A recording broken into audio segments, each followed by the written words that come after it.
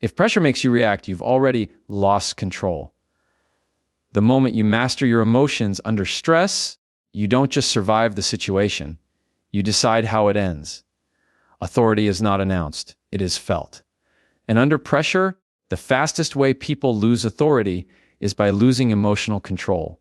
The moment emotions take the wheel, decision-making weakens, presence shrinks, and respect quietly exits the room. Emotional control is not about pretending you don't feel anything. It is about choosing not to let feelings dictate your behavior when the stakes are high. Pressure exposes habits. It reveals who reacts and who responds. The person who reacts gives their power away. The person who responds keeps it. When tension rises, most people speed up. Their voice gets louder. Their words get sharper. Their body leans forward as if force will solve the problem. But authority doesn't rush. Authority slows down. It breathes. It pauses. That pause alone changes the dynamic, because the moment you pause, you separate stimulus from response. And in that space, control lives. People under pressure often feel an urge to explain themselves, to justify, to prove. But explanation under emotional charge sounds like insecurity, even when the point is valid. Authority doesn't need to convince in chaos. It waits until clarity returns. Emotional control allows you to speak fewer words with more weight. And when words carry weight, people listen differently. Think about every situation where you've seen someone lose respect. It's rarely because they were wrong. It's because they couldn't regulate themselves when challenged.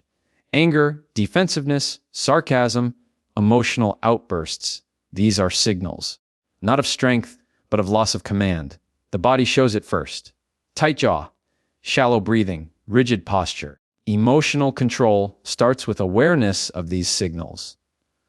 When you can feel your body react, you gain the chance to interrupt the pattern. Authority under pressure also means tolerating discomfort without needing immediate relief. Most emotional reactions are attempts to escape discomfort, to end tension quickly, to restore ego, to win the moment. But authority is willing to sit in tension. It doesn't chase comfort, it prioritizes outcome. That's why emotionally controlled people appear calm, even when they're internally alert. They're not numb. They're regulated. Silence becomes a tool here, not avoidance, not withdrawal, strategic silence. When pressure hits, silence prevents you from saying something you'll later have to defend or repair. It forces others to reveal more. It shifts momentum. Silence under pressure often feels uncomfortable at first because it removes the illusion of control that constant talking provides. But silence is where authority gathers strength. Emotional control also protects your identity. Under pressure, people tend to merge with the situation. A disagreement becomes a personal attack. Feedback becomes an insult. A challenge becomes disrespect. When that happens, emotions escalate because the ego feels threatened. Authority separates self-worth from the moment. It understands that not every challenge is a threat and not every disagreement requires defense. Pressure tests values. When emotions spike, values often disappear. People say things they don't believe. They act in ways that don't represent them. Emotional control keeps your behavior aligned with who you choose to be, regardless of circumstances. That alignment is what others sense as integrity, and integrity is the backbone of authority. There is also a physical component to emotional control that most people ignore. Slow breathing lowers intensity. Grounded posture signals stability. Relaxed facial muscles reduce escalation. These are not small details. Humans read nervous systems before they hear words.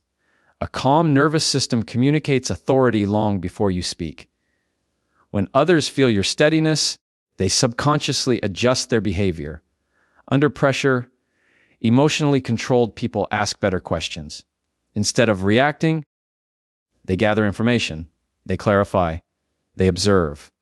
This shifts them from participant to leader. Leaders don't get swallowed by the moment. They manage it. And management requires distance. Emotional control creates that distance. Authority is also about predictability. When people know you won't explode, overreact, or become emotional, they trust your presence. They feel safer bringing issues to you. They take your boundaries seriously because they know you enforce them calmly and consistently.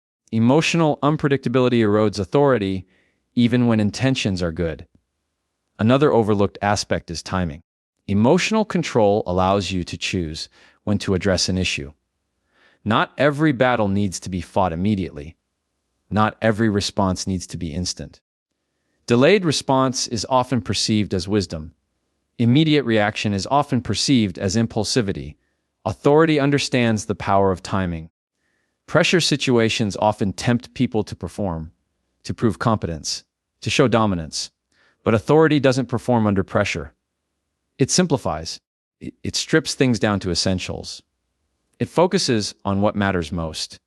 Emotional control removes the noise that pressure creates. When you stay regulated, you also model behavior. Others mirror your calm. Meetings de-escalate. Conversations slow down. Conflict becomes manageable. This is why emotionally controlled individuals often become natural leaders without trying. Their presence stabilizes the environment.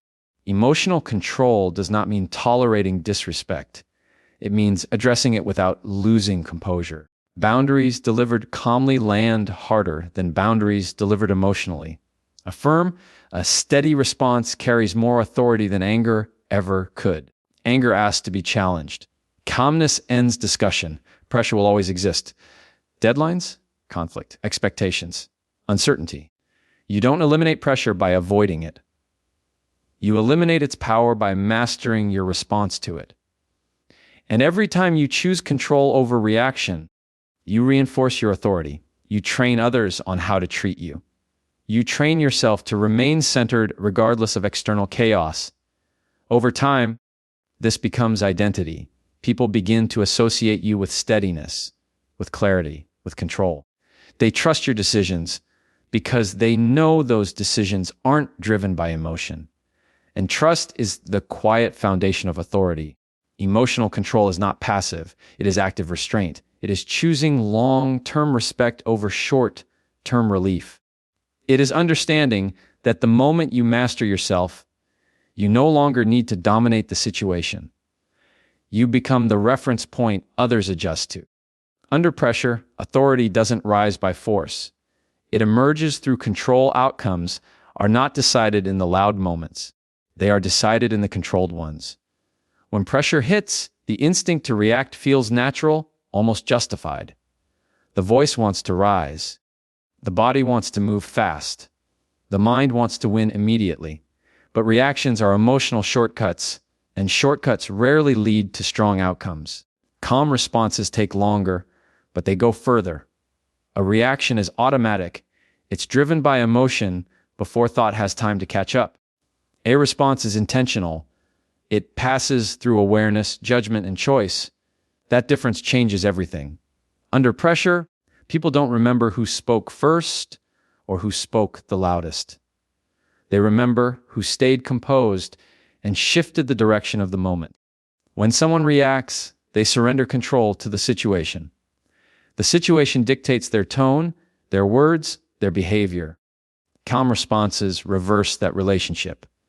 They put the person back in control. Instead of being pulled into the chaos, they shape it. This is why calmness under pressure often feels powerful, even when nothing dramatic is said. Reactions escalate situations. Calm responses de-escalate them. Most conflicts don't grow because the issue is big. They grow because emotions multiply. One sharp comment invites another. One defensive tone invites resistance.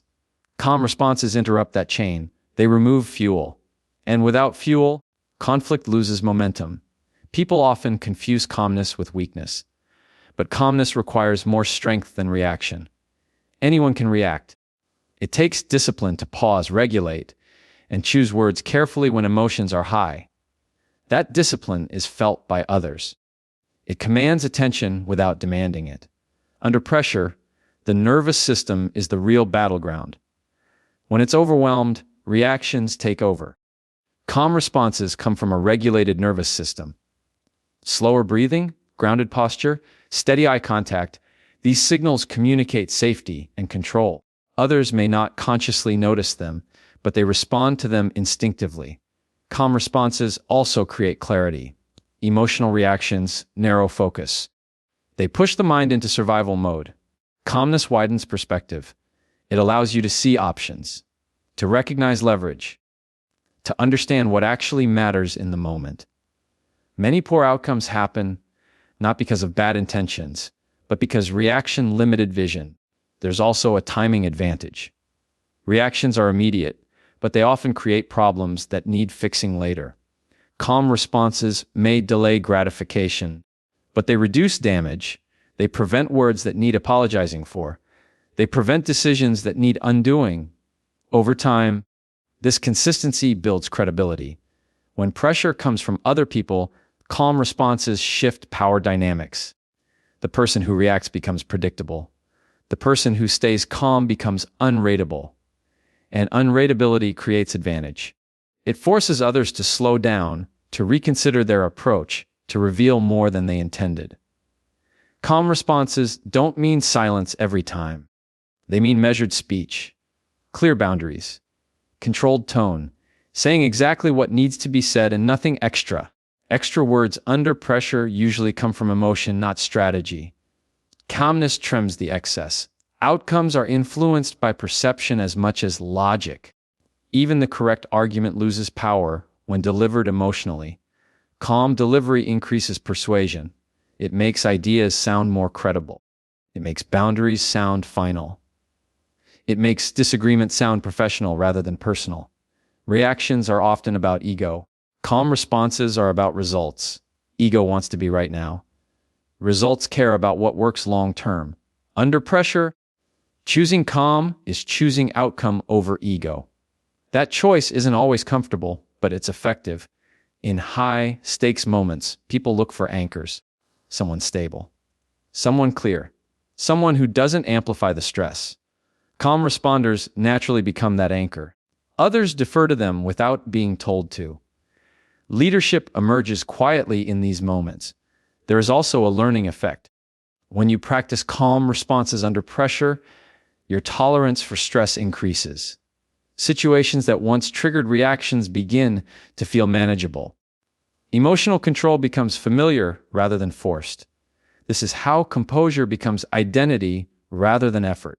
Calm responses also protect relationships. Reactions may feel satisfying in the moment, but they often leave residue, tension, resentment, distance. Calm responses address issues without damaging connection. They allow disagreement without destruction. Pressure often creates urgency, and urgency tempts reaction.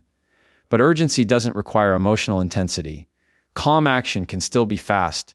The difference is that calm action is precise. Reaction is scattered. Precision wins outcomes.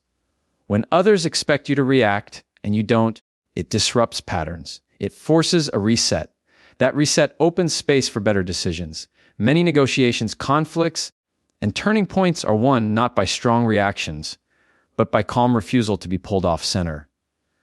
Calm responses also communicate self-respect. They show that you don't need to prove yourself through emotion, that you trust your position enough to remain composed. This self-trust is contagious. Others begin to treat you with more care because they sense stability. Over time, people associate you with control, with steadiness, with reliability under pressure. When critical moments arise, they look to you, not because you demand authority, but because your calm has earned it. Reactions are temporary. Their impact fades quickly, often leaving consequences behind. Calm responses shape direction. They influence outcomes that last.